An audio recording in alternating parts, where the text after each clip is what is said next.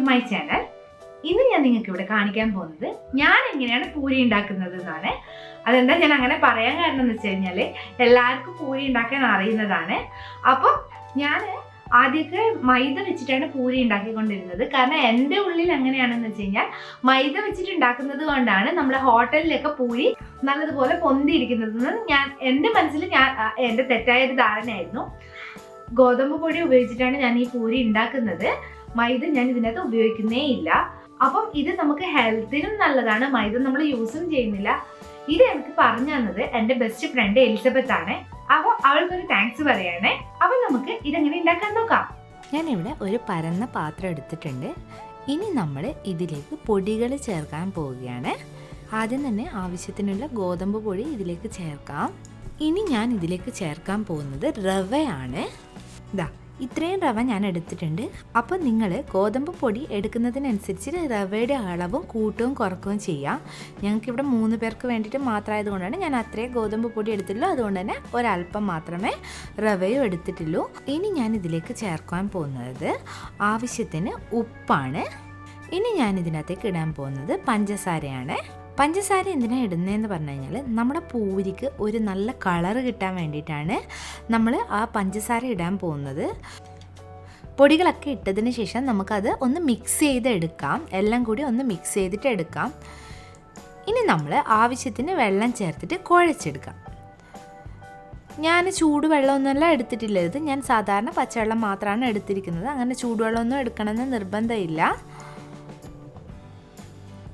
നല്ലതുപോലെ നമുക്ക് അത് കുഴച്ചെടുക്കാം. ഇപ്പം നിങ്ങൾക്ക് നോക്കിക്കഴിഞ്ഞാൽ കാണാം അത് നല്ലതുപോലെ കുഴഞ്ഞ് വന്നിട്ടുണ്ട്. ഇനി നമുക്ക് ഇതിലേക്ക് ഒരല്പം സൺഫ്ലവർ ഓയിൽ ഒഴിച്ചതിന് ശേഷം ഒരു 10 മിനിറ്റ് അടച്ച് വെക്കാം. അതൊന്ന് സെറ്റാവാൻ വേണ്ടിയിട്ടാണ്.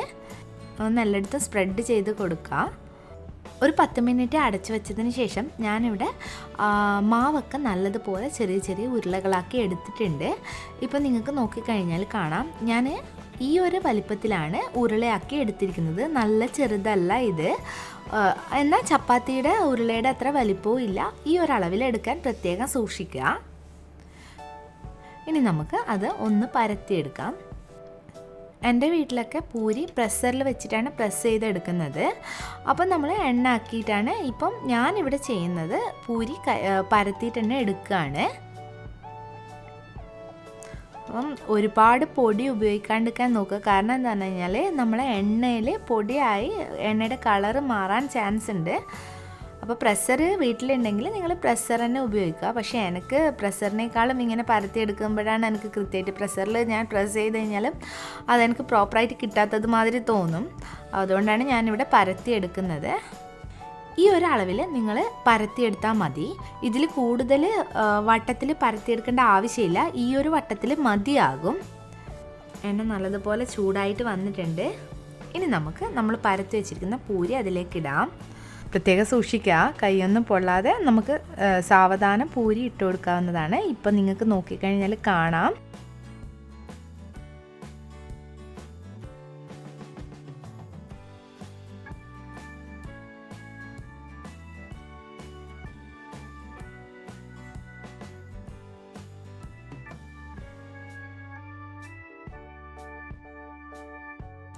ഇനി നമുക്ക് ഒരു പൂരി കൂടി ഇതിലേക്ക് പരത്തിയിടാം. ഞാൻ ഇടുകയാണ്. ഒരു കാര്യം പ്രത്യേകം ശ്രദ്ധിക്കേണ്ടത്, പൂരി ഇട്ട് കൊടുത്തിട്ട് നമ്മുടെ പൂരി ആ ഒരു സ്പൂണുകൊണ്ട് അതിൻ്റെ മേലെ മെല്ലനെ പ്രസ് ചെയ്ത് കൊടുക്കുക. അധിക ശക്തിയിലല്ല, മെല്ലനെ പ്രസ് ചെയ്ത് കൊടുത്തു കഴിഞ്ഞാൽ നമ്മുടെ പൂരി നല്ലതുപോലെ പൊന്തി വരുന്നത് നിങ്ങൾക്ക് കാണാൻ കഴിയും. ഇപ്പോൾ നിങ്ങൾ അതിൻ്റെ മേലെ നിങ്ങൾക്ക് നോക്കിക്കഴിഞ്ഞാൽ അതിൻ്റെ ബ്രൗൺ കളർ കാണുന്നുണ്ടല്ലോ, അത് ആ പഞ്ചസാര ഇട്ടത് കൊണ്ടാണ് ആ ഒരു കളറിൽ പൂരി വന്നിരിക്കുന്നത്. എപ്പോഴും ഒരു മീഡിയം ഫ്ലെയിമിൽ മാത്രം തീ വെക്കുക. അധികം ഫ്ലെയിമിൽ അത് തീ വെക്കേണ്ട ആവശ്യമില്ല. അങ്ങനെ ആകുമ്പോൾ പൂരി കരിഞ്ഞു പോകാൻ ചാൻസ് ഉണ്ട്. അതേമാതിരി ഒരുപാട് ടൈം എടുത്ത് പൂരി ഫ്രൈ ചെയ്യാൻ വെയിറ്റ് ചെയ്യരുത്. കാരണം അപ്പോൾ അത് കരിഞ്ഞു പോകാൻ ചാൻസ് കൂടുതലാണ്. ഇപ്പം നിങ്ങൾക്ക് നോക്കിക്കഴിഞ്ഞാൽ കാണാം നമ്മുടെ പൂരി ഇവിടെ നല്ല അടിപൊളിയായിട്ട് പൊന്തി വന്നിട്ടുണ്ട്. ഇതാ ഞാനതിൻ്റെ നടുക്ക് ചെറുതായിട്ടൊരു കുത്തു കൊടുത്തിരിക്കുകയാണ്. നല്ല ഉരുണ്ട് ഷേപ്പിൽ വന്നിട്ടുണ്ട്. ആ മേലെ നോക്കുന്ന ബ്രൗൺ കളറാണ് ഞാൻ നേരത്തെ പറഞ്ഞത്. പഞ്ചസാര ഇട്ടതുകൊണ്ടാണ് ആ ഒരു കളറിൽ അത് വന്നിരിക്കുന്നത്. എല്ലാവർക്കും ഈ വീഡിയോ ഇഷ്ടപ്പെട്ടു എന്ന് കരുതുന്നു. ഈ ഒരു രീതിയിൽ നിങ്ങളൊന്ന് പൂരി ഉണ്ടാക്കി നോക്കിയിട്ട് അതിന്റെ അഭിപ്രായം താഴെ കമന്റ് ബോക്സിൽ ഇടാൻ മറക്കരുതേ. നിങ്ങൾക്ക് എന്റെ ചാനൽ ഇഷ്ടപ്പെട്ടെങ്കിൽ സബ്സ്ക്രൈബ് ചെയ്യുക, സപ്പോർട്ട് ചെയ്യുക. Bye bye.